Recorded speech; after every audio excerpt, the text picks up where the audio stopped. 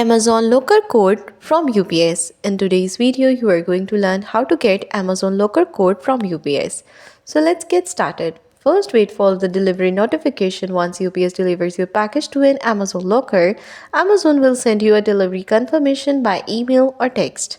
Then check your email or SMS, look for a message from Amazon containing a 6-digit pickup code or a barcode for scanning at the locker. Then use the Amazon application, open the Amazon shopping app, go to your orders and tap the deliver items. Select track package or start pickup. Your locker code or barcode will appear there. You can also pick up your package at the locker. At the locker screen, enter the code and scan the barcode. The locker door will open automatically. If you still cannot find the code, check the Amazon Message Center inside your account. If it's not there, contact Amazon support. They can resend the code, and that's how you will be able to get your Amazon Locker code from UPS.